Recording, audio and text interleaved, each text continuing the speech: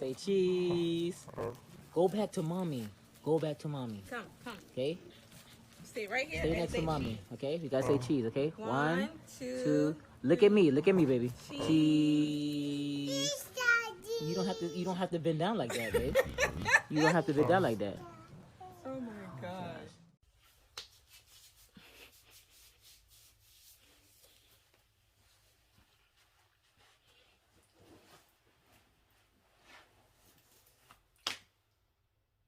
Hey everybody, it's Melissa and I'm back with another talk, Momming with MelRose.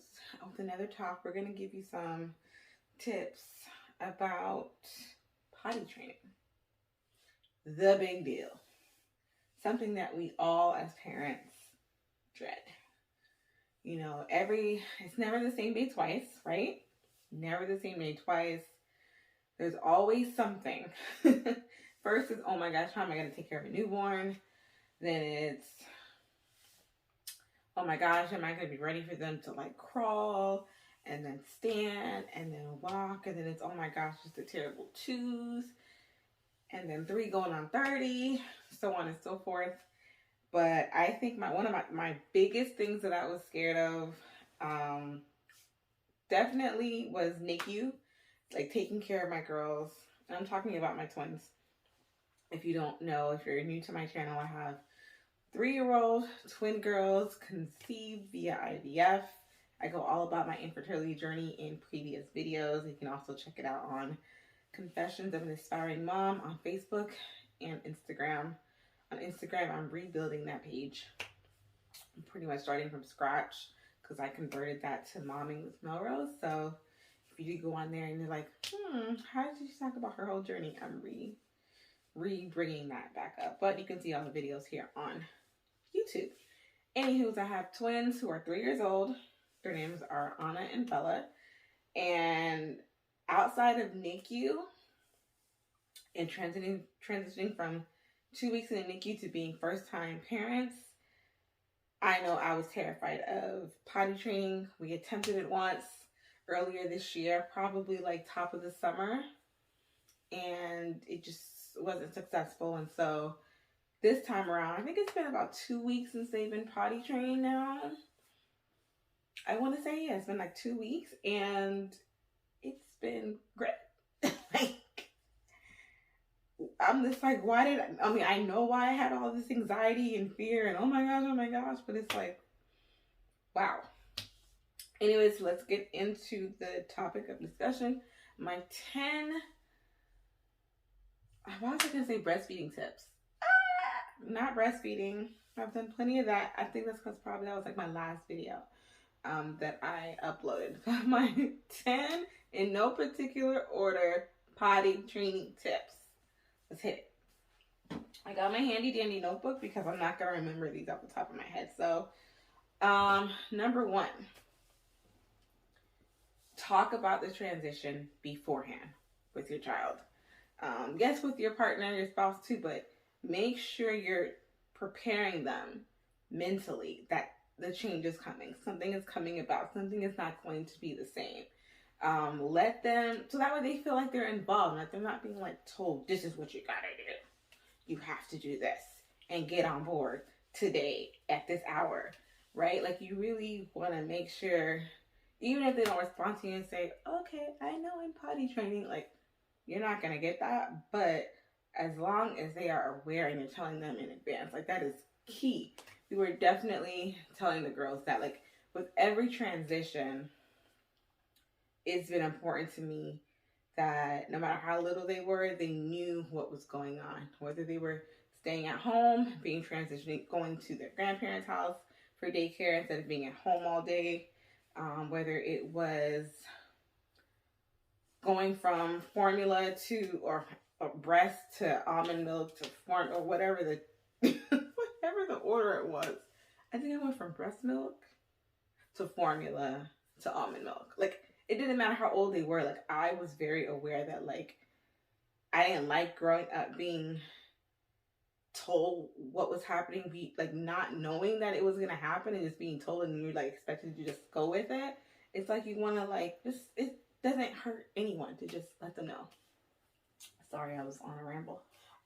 Tip number 2, speaking of transition, make sure you transition them from diaper to pull-ups or whatever, potty training underwear you want to use, to underwear.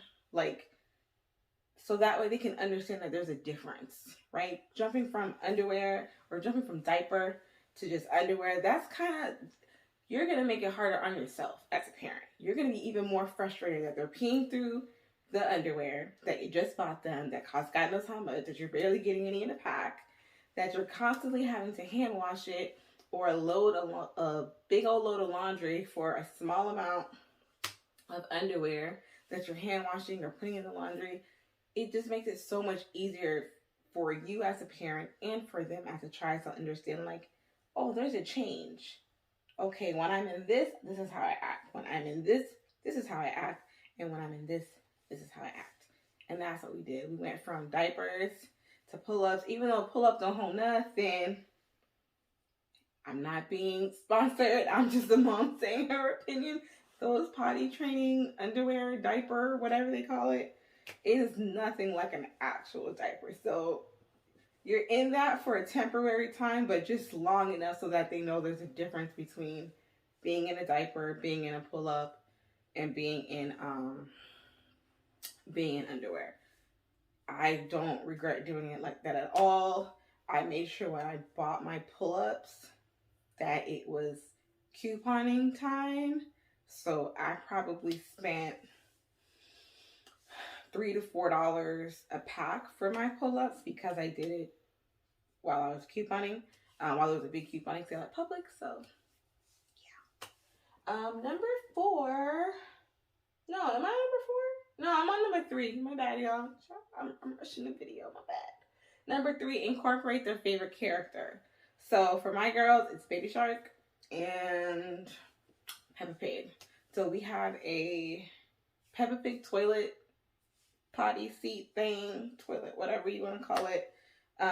You can decorate their bathroom. If you can find underwear that's related to their favorite character, stickers.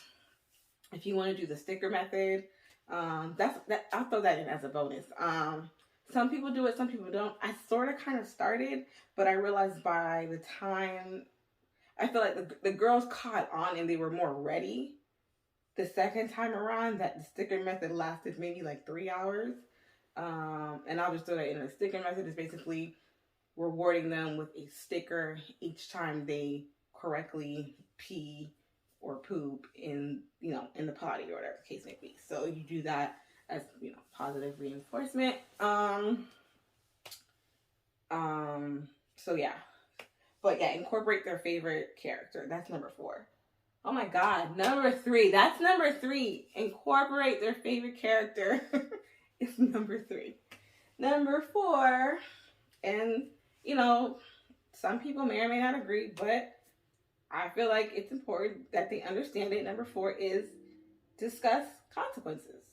Just let them know. Yes, the first couple of days or maybe the first couple of hours, however you see fit as a parent, you don't want to, enforce punishment or whatever the case may be, or make it look like a punishment. But let them know there are consequences when you have a boo-boo, when you have a mistake, when you pee in your underwear or you pee on the floor, because you'll have moments like that where they're like, well, I took my underwear off, but I couldn't make it all the way to the bathroom. Or what's the difference between the potty and the carpet? Yes, I've definitely had that. So let them know, hey, if this happens and this happens continually, it's going to be no tablet, no TV. You're going to have to go in timeout for a few minutes. Like, they understand what that is because they're not going to want to have that. So in my opinion, I don't look at it as punishment. It's more like, hey, there are consequences to your actions. That's life. That's life. Number 5, positive reinforcement. So again, that's it's your discretion when you have to let them know that there's consequences, but praise them when they're doing great. You know what I mean? Every single thing. Just praise them every single time they go to the bathroom. every single time they remember to take the toilet tissue and, you know, wipe themselves, whether they do it perfectly or not. Like, when they remember, oh, mommy, let me wash my hands, or mommy, let me get my hand sanitizer, like, praise them every single time. And like I mentioned before, the sticker method is a great way to reinforce. Like I mentioned, this was our second time. So 2 weeks ago was our second time trying to potty train. The first time, it just wasn't the right time. So it was so much easier. Like, I don't even feel like we like did that much, but I know it's because we were constantly talking about it, right? Like I said, from number one, we talked about the transition. So they were very well for the past couple months. It was coming. We just didn't plan on doing it. You know, at that time, I was going to push it out more to November. But it happened when it happened. Number 6. Oh God, I really wrote these in order. That's great. I guess I'll just go right back into it. They weren't ready. At the top of the summer when we tried to do it, they weren't ready. We weren't ready. I have a 1-year-old son, if you don't know. So I have two 3-year-olds. 2 3-year-olds. Oh my God, I got too many kids. And a 1-year-old. So it's a lot going on. And so, you know, it's like sometimes it's like great to have your kids close in age, but then sometimes when they're so close in age, it's a lot going on. It's like your brain is already split up into like 3-year-old mode and 1-year-old mode. Like, in theory, when you're thinking about having kids, you're like, oh, the 3-year-old and the 1-year-old and the 2-year-old and the 5-year-old, they're all great. They can all play together. But when you're thinking about it, when you're actually living it, that 3-year-old is trying to give your 1-year-old that tiny little bead. Even though the 3-year-old knows they're not going to eat it, that 1-year-old is like, bead, pop it in my mouth. So it was difficult. And we didn't have the time to give, and they weren't ready. They really, really, really were not ready. Like, Anna was like, toilet? I have a perfectly good diaper right here. For what? There's diapers in my closet. All over. Why am I peeing on the potty? This has been good for the last 2.5 years. Nah. So, you know, she wasn't trying to have it at all. I don't even think she even peed on the potty. She would just sit on the potty and just look at you like you're done. Bella, she peed, I think twice, 2 or 3 times, but it was just like, I didn't have the energy to give. To be like, oh, one's doing it, one's not. I was like, nah, we just gonna wait. They weren't ready. Tip number 7, have them go every 30 minutes. You're gonna have to get an alarm clock or a timer, because it's so easy, because your brain, especially for us, they were in diapers for 3 years.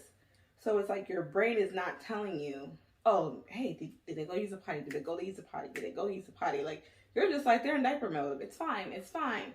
And for them, they're not realizing they need to hold it, right? Until you make it to the potty. Even here, 2 weeks in, I still tell the girls, remember, hold it until you can make it to the potty. Tell somebody that you have to go.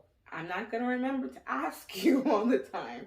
Like, make sure you talk and tell somebody.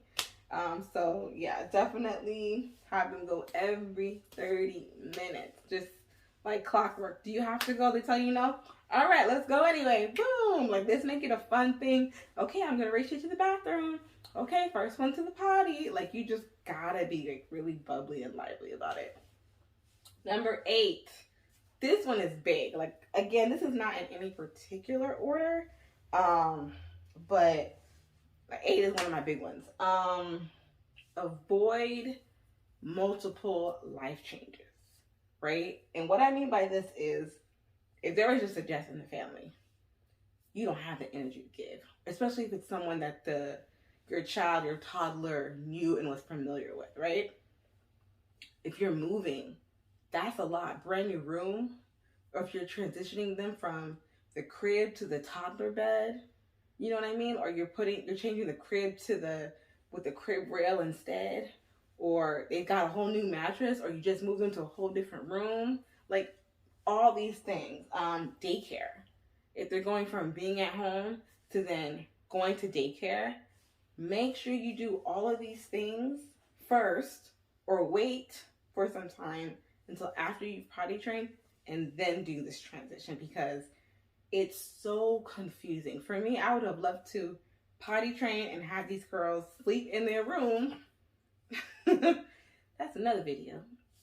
Because they'll sleep through the night, but they won't sleep through the night in their room. So that's neither here nor there. Maybe y'all can give me some tips in the comments or on Instagram about how I can get my kids to stay in their room and not walk down the hall multiple times during the night. Just let me know. But yeah, just make sure you do those those transitions are not back to back or happening at the same time. Like, everything needs to have a good amount of gap between it, because that's overwhelming. That's really, really overwhelming. I remember when we moved to our apartment last year. Whew, the screaming at night, in the middle of the night. They would go to bed fine, and they still go to bed fine. But when they woke up in the middle of the night, it was like scream, terror. Where am I? Why am I not with you? And it was so loud that we did not even have a monitor in their room, right? Because I probably would have had a heart attack. So the scream was loud enough that you could still hear it across the apartment without a monitor. So I'm glad that phase is over. But yeah. Number 9. Oh my gosh, that's where it is. Number 9. Number 9. 9. Designate the time to do this. Designate the time. Don't play yourself and think you're going to get this done in 24 hours. Don't play yourself and think that, oh, I just need 1 to 2 days, quick weekend, I'll be done.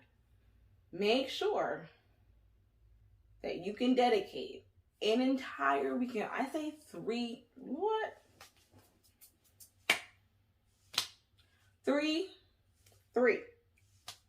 days minimum to do this. Friday, Saturday, Sunday. Luckily, I'm temporarily off on Fridays. And then that following Monday for me, I had the option of not bringing the kids to their grandparents.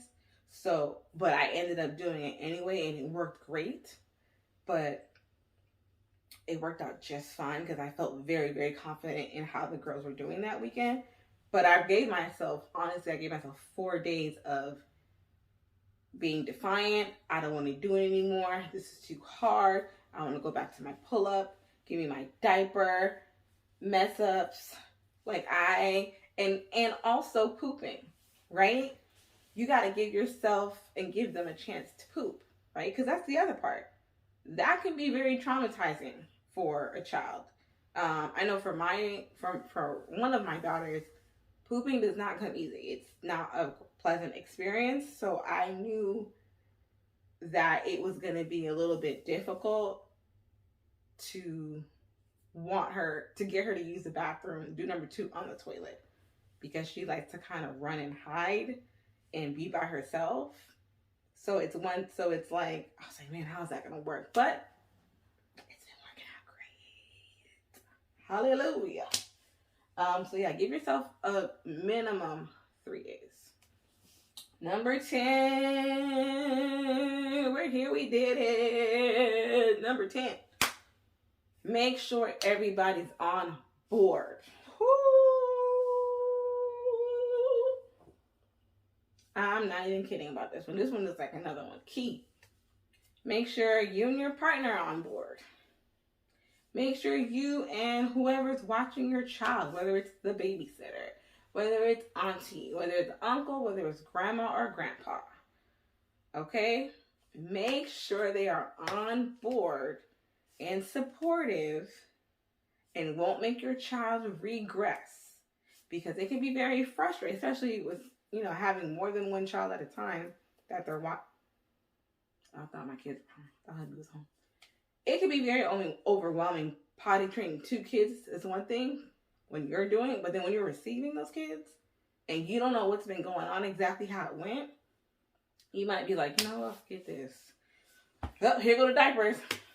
Here goes the pull-ups. I'm not doing it. And then everything that you just did, they basically just went out the window. So just make sure that yourself, your spouse, your child care provider, everybody is on board with the potty training, that they're equipped. I made sure to buy packs of underwear for my parents and for my mother-in-law, just in case for accidents. You know what I mean? Like, that's not their responsibility to make sure they had extra diapers or wipes. That was my responsibility. So I made sure the same thing happened when it came to underwear for the girls. Like, that was taken care of for them. They don't have to worry about that. Whatever. Even though I know they would just buy it on their own anyway for their own stash. Like, that's how our families roll. But I still wanted to make sure that they were good in that part. And even now, the girls, when they go to their grandparents' house, I still pack extra underwear in there just in case. Like, an extra pair of shorts, an extra pair. Like, I always had extra, but now I have like extra because now they're not in their diaper anymore to protect that. So yeah, everybody, those are my 10. We'll do a quick recap. Number 1, talk to them about the transition. Number 2, transition. What's the thing called? Diapers to pull-ups to underwear. Number 3, incorporate their favorite character. Number 4, discuss the consequences. Number 5, positive reinforcement. Number 6, if they're not ready, just try again later. Number 7, have them go every 30 minutes. Set yourself a timer if you have to. Number 8, avoid multiple life changes at the same time. Number 9, make sure you, as the parent, give yourself a serious amount of time, at least minimum 3 days to get this done. And number 10, make sure all family is on board. So, thank you for tuning in to Momming with MelRose. I hope all of these tips are beneficial to you. You can catch me on IG and Facebook.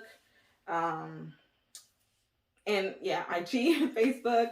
Confessions of an Inspiring Mom for my infertility journey. Momming with MelRose for all things about family, life, motherhood, all that good stuff. If you like more content like this, please like and share. Comment if you have any questions or if you have any tips yourself, so that way future viewers can also look.